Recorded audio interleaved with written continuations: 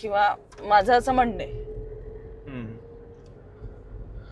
खरं. त्याला मी काय म्हणजे लोकांना तेव्हा ती व्हॅल्यू नव्हती फायनान्शियल, बरोबर, जी आता मिळतीये. राईट. तर कल तिकडेच जाणार. 4 शिव्या देऊन जर माझ्या व्हिडिओला व्ह्यू येत असतील, प्रिन्सिपली मला ते आवडत नाहीये, हो. पण इकॉनॉमिकली जर माझ्या अकाउंटवर पडत असतील हो.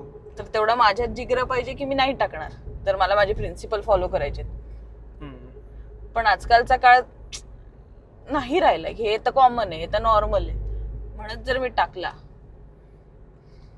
सगळंच कूल आहे, सगळंच चालतं. Exactly. सगळ्यांनाच चालतं.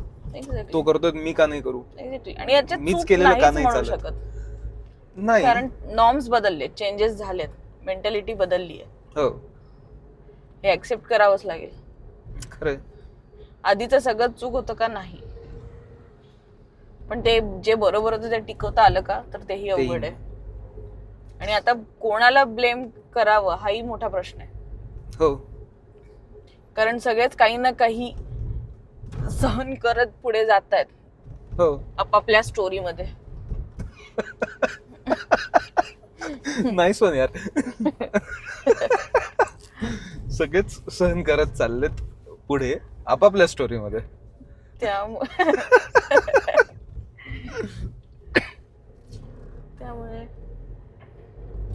कोणाला वाईट बोलता येत नाही, कोणाला ब्लेम करता येत नाही. एक्झॅक्टली. कोणी ऑथॉरिटिव्ह नाही. फ्लो कोणाला थांबवता येत नाही ना डायव्हर्ट करता येतोय. एक्झॅक्टली. आजच मी एक ते रील वाचल्यावर, रील आलं होतं कोणाच तरी, ते एक शो आहे ना ज्याच्यावरती चीटिंग वरती काहीतरी झाला बघ किस्सा. तेव्हाच मला तो इथिक्सचा विषय मनात आला होता की म्हणजे कशाला इथिक्स म्हणायचे. आणि म्हणजे आपली एक माफक डेफिनेशन आहे माझी की तुम्हाला हवं ते करा, अनलेस तुमच्या विचारांचा किंवा तुमच्या ऍक्शन्सचा समोरच्याला त्रास होत नाही, इरिटेट होत नाहीत, तोपर्यंत एव्हरीथिंग इज फाईन. ही माझी माफक हे होती, डेफिनेशन होती, इथिक्सची म्हण, रिलिजनची म्हण किंवा सोशली कोणत्याही गोष्टीची. पण त्याच्या पण म्हणजे ब्लर झाल्यात असं वाटतच नाही मला. त्या म्हणजे सीमारेषा त्या ताणल्याच गेल्यात, पलीकडे ढकलल्या गेल्यात लिटरली, की कोणाला त्रास झाला. परत तेच ना, वैयक्तिक काय सहन करत आलोय हा, त्यावर त्या स्टोरीज सगळ्या पुढे फॉरवर्ड होत गेल्या. मी काय सहन करत गेलोय. आता ह्याच्यात आपण ऍक्च्युली कम्युनिटी किंवा सोसायटी व्हर्सेस इंडिव्हिज्युअल ह्याच्यात केवढी मोठी तफावत व्हायला लागली दिवसेंदिवस, याचा आपण विचार करतोय की नाही कळतच नाही मला कधी कधी यार. कारण आता प्रत्येकाचं प्रत्येक ठिकाणी माझं अडतंय असं झालंय. कोणाचंच असं नाही म्हणणं आहे की यार सगळ्यांना त्रास होईल नको करायला. कारण कोणी माझा विचार करते का हा पहिला प्रश्न पडतो ना मला. आणि विश्वास नाही की कोणी करेल किंवा एक नाही, विश्वास तर पुढची गोष्ट आहे. माझं कोणी करतंय का जेव्हा मी अडचणीत होती, हा जर मला पहिला प्रश्न पडत असेल तर मग मी त्याचं का करू, हा लगेच उत्तर येतं. बरोबर. आणि there is no come back for it.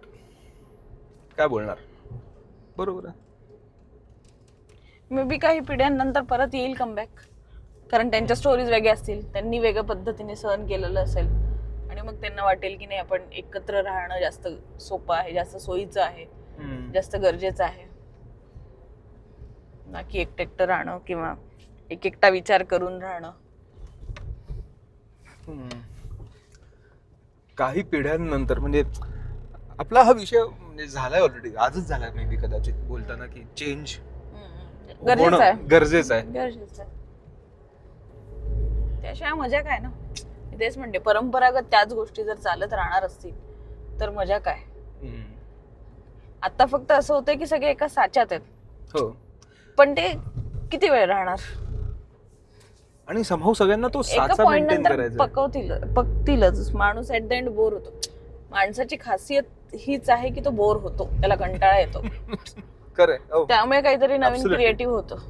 अगदी बरोबर. जर तो आयुष्यात कधी कंटाळायला गेला नसता तर इतकं वाढवलंच नसतं त्याने. हो. तो काय त्याच्या हुशारीने नाही वाढवत आहे, हम्म. ना कोणाच्या मदतीसाठी ना कोणाला सोयीचं. लोकांना वाटते की नाही आम्ही आमच्या माणूस या जातीच्या सोयीसाठी करतोय, माणुसकीसाठी. XYZ किंवा हेल्पिंग हँड. माणसाला बोर झालं की माणूस काहीतरी शोधतो. हम्म. ही सगळ्यात मोठी क्वालिटी आहे माणसाची. खरंय. त्यामुळे आत्ता जे चाललंय त्याच्यातही तो कंटाळणार, हो. काहीतरी शोधणार आणि काहीतरी इन्व्हेंट करणार जे ऑलरेडी असेल, माहिती नसेल, जे काही. हम्म. त्यामुळे इंटरेस्टिंग तर आहे. आणि पुन्हा तोच क्लॅश होणार की जो कंटाळलाय अगेन्स्ट ज्याची सत्ता आहे, एक्झॅक्टली. मग तोच क्लॅश होणार, त्याच्यातनं संघर्ष होणार, त्याच्यातनं रेव्होल्युशन होणार, काहीतरी नवीन येणार. तीच समज आहे. तेव्हा कोण कोणाला इन्फ्लुएन्स करतं ते कळेलच. Is it so?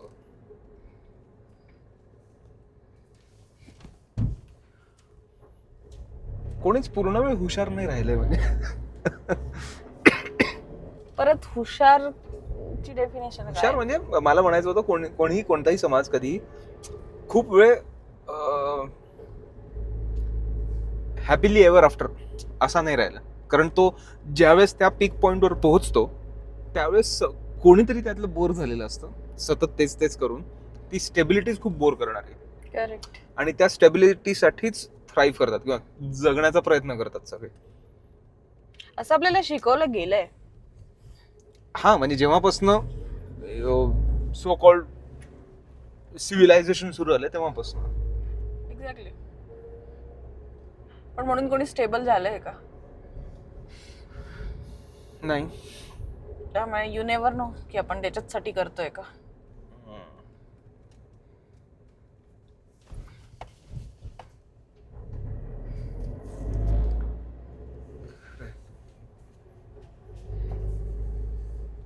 Nice topic, nice discussion यार.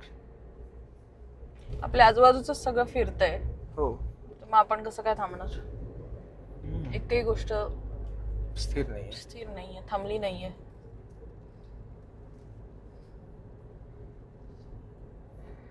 चल आहे सगळं चालू आहे सतत, रोज.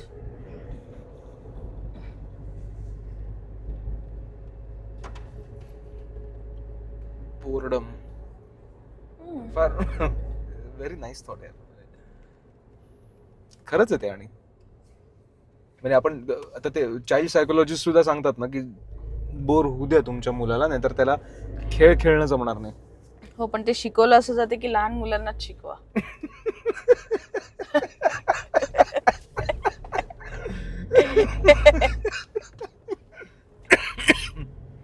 अगदी बरोबर. मोठ्यांनाच होतं की आता मोठे झालोय आपण तर बोर होऊच शकत, त्यामुळे लगेच ते कामं शोधतात. हो. मग हे करा ते करा ते करा, कामं करा, माझं काही म्हणणं नाहीये. आणि जेवढे मोठे होतात तेवढे जास्त काहीतरी काम पाहिजे असतं आजूबाजूला सतत. कारण सांगायचंय ना काय करतोय. शांत नाही राहत, कोणीच शांत नाहीये. कोणी तुला विचारलं तू काय करतोय आणि तू उत्तर दिलं मी शांत बसलोय, तर ते चालणार आहे का. सहनच नाही होणार. एक्झॅक्टली. आम्ही पळतोय तू का नाही, पळ, चल उठ, त्यामुळे धाव.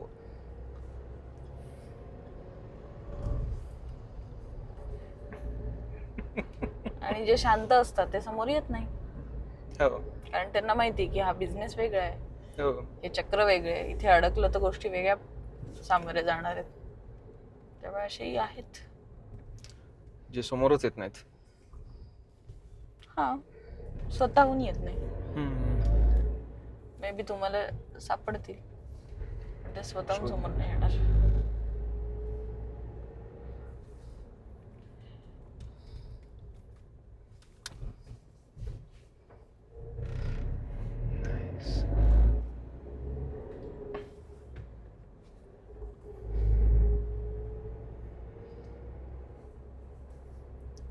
त्यामुळे मूवीज मध्ये सुद्धा ना मला फार फॅसिनेशन असायचं अशाच लोकांचं. आता खूप टिपिकल मूवीज असतात बघ काही, की आता रिसेंटली सुलतानच होती याची सलमान खानची, की तो आता त्याचं नंतर ते एकदम टिपिकल मूवीसाठी मग त्याचा आधी एक पास्ट आहे, मग तो काहीतरी करायला म्हणून उठतोच आणि बनवतोच काहीतरी.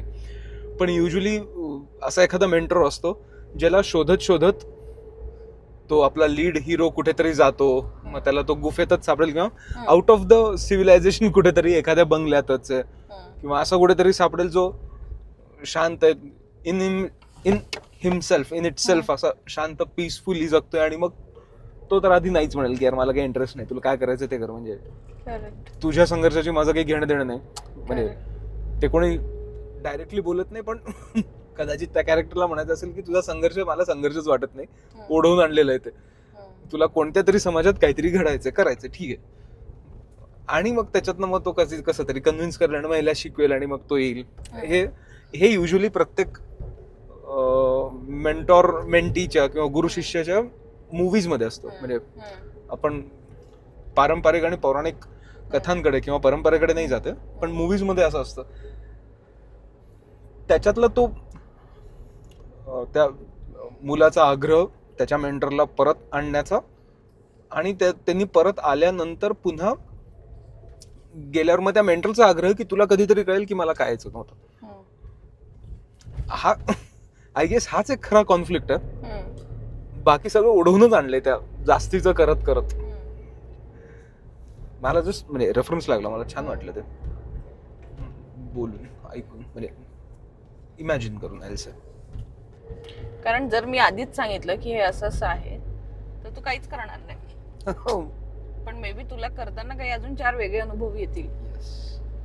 तेवढ्यासाठी तो खेळ आहे. परत सगळा खेळ अनुभवाचा आहे, म्हणजे खेळ नाहीये. आणि वैयक्तिक, कारण खासियतच ही आहे की प्रत्येक जण वेगळं आहे. त्यामुळे प्रत्येकाचे येणारे अनुभव, प्रत्येकाला बघण्याची दृष्टी ही देवानी दिली वेगळी आहे. तुम्ही त्याचा कसा वापर करताय, तुम्हाला एकसारखंच वागायचंय का तुम्हाला त्याचा वापर वेगळा करायचा, हे आता तुमच्या हातात दिलं, त्याला फ्री विल म्हटलं. पण फ्री विल मध्ये असं सांगितलं नाहीये की तुम्ही वेगळं करा.